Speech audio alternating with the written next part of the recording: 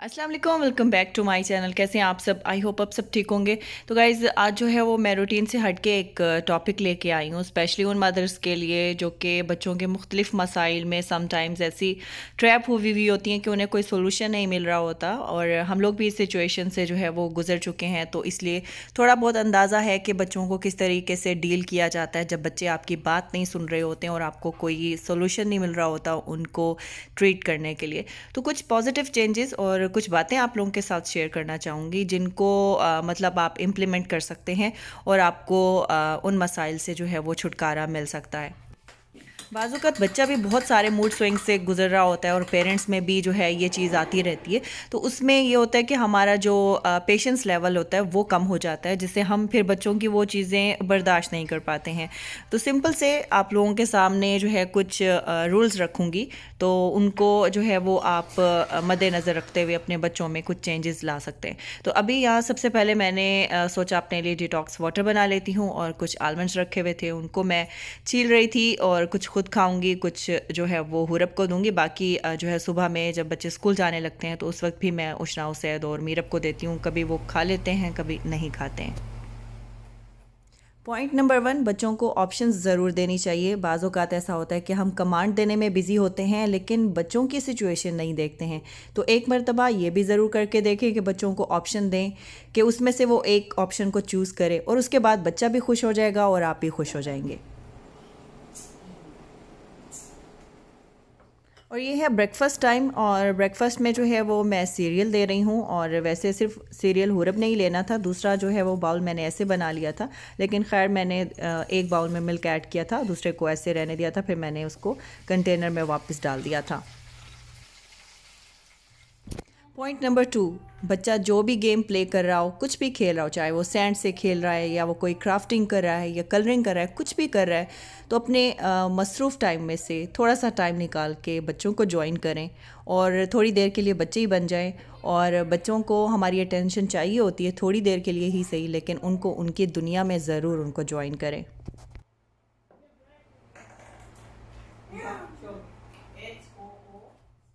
और अब यहाँ पे मैं खाना बनाने की तैयारी कर रही हूँ और साथ साथ काम भी चल रहे हैं और आप लोगों के साथ बच्चों की बातें भी शेयर कर रही हूँ।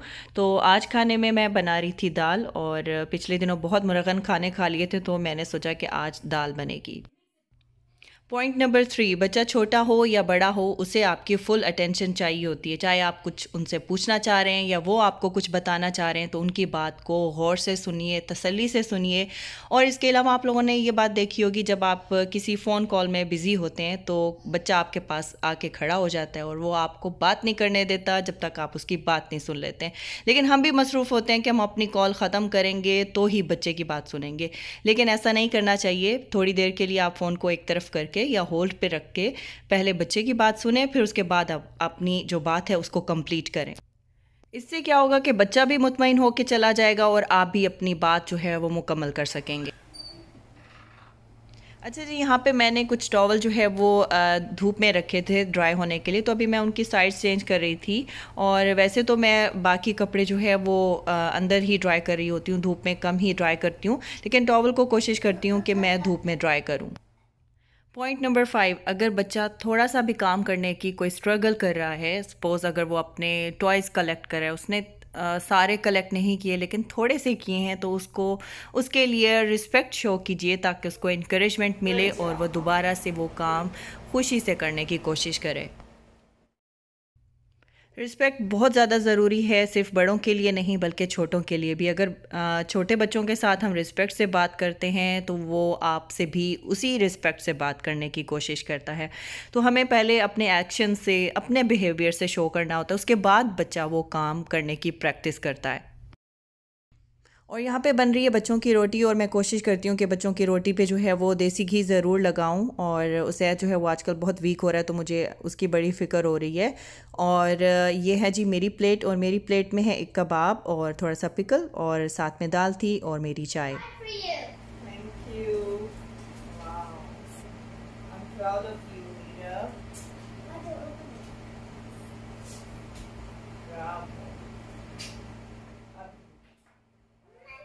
पॉइंट नंबर 6, बच्चे को ज़्यादा से ज़्यादा इनकरेज कीजिए, अप्रिशिएट कीजिए। कुछ भी वो कर रहा है आपके लिए या अपने सिबलिंग्स के लिए, तो उसको उसके लिए अप्रिशिएट करें।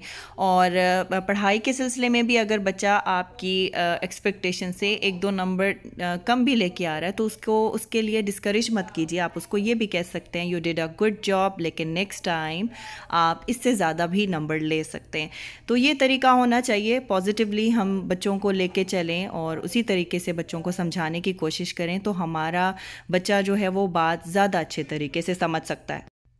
नंबर 7, पॉजिटिव लैंग्वेज का होना बहुत ज़्यादा ज़रूरी है। और चाहे हम गुस्से में हों, क्योंकि इंसान है, गुस्सा सबको आता है, नेचुरल सी चीज़ है, लेकिन उसमें भी अल्फाज का चुनाव जो है वो देखभाल के करना चाहिए। और ये देखना चाहिए कि हम बच्चों से बात करें, कोई ऐसा लफ्ज़ ना हम बोल दें, कोई ऐसी बात ना बोल दें जिससे बच्चा हर्ट हो।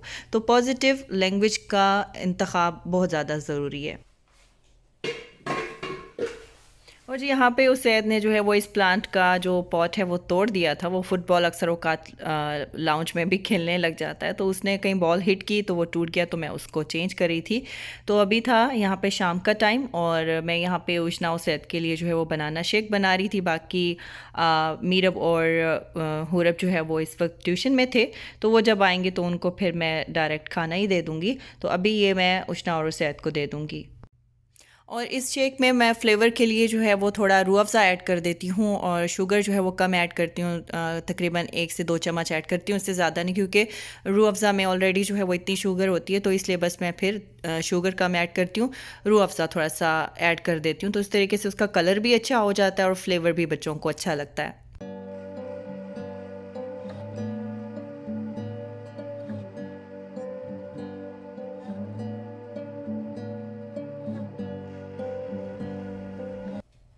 और यहाँ पे टॉवल जो है वो ड्राई हो चुके थे, तो इनको फ़ोल्ड करके मैं जो है वो कबर्ड में रख दूँगी। और मेरे पास जो है वो कुछ ऐसे टॉवल भी हैं जो कि मैं काफ़ी अरसे से इस्तेमाल कर रही हूँ और वो बिल्कुल वैसे के वैसे हैं, ख़राब नहीं हुए हैं, और वो हैं पाकिस्तान के।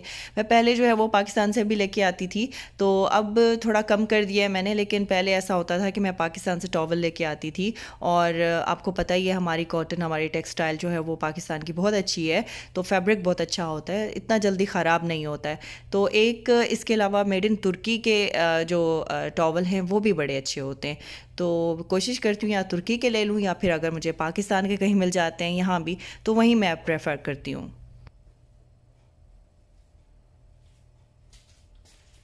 तो जी यहाँ पे उसैद का जो है वो प्रोजेक्ट कंप्लीट हो चुका है और ये इसका बायो का प्रोजेक्ट है, जो कि सुबह से उसैद जो है वो लगा हुआ था इसको बनाने के लिए। बहुत अच्छा बनाया मेरा बेटा, कीप इट अप,